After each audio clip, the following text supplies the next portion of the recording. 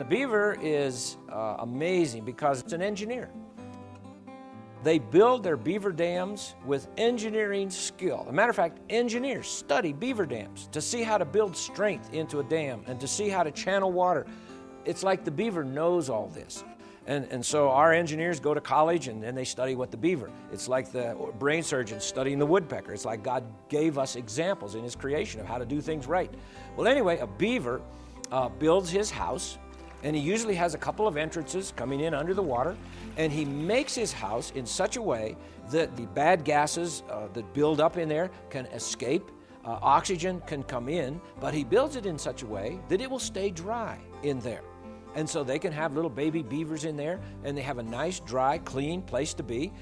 He will store food in the bottom of the stream or the river, and that means he has to be underwater frequently. Well, in the winter, where most beavers live, it gets very cold. Has God made a provision for that? Oh yes, he sure has. A beaver goes underwater. He has like transparent eyelids, water goggles, and he can see through his eyelids under the water, and that's to keep the dirt out of his eyes that's floating around. He has nose flaps that close, keeps the water out of his nose, ear flaps that close, keeps the water out of his ears.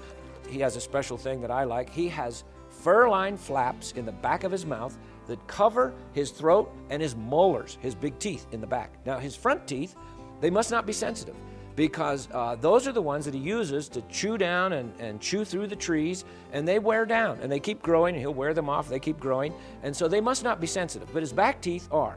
And so God made him little fur-lined flaps to protect them from the cold ice water in the wintertime.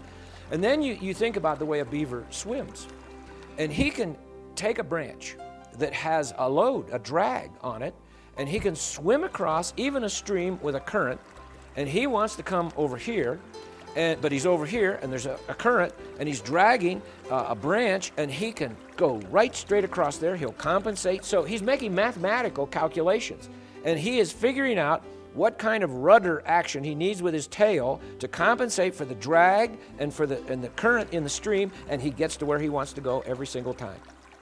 I don't think evolution has an explanation for that, but I think my God does.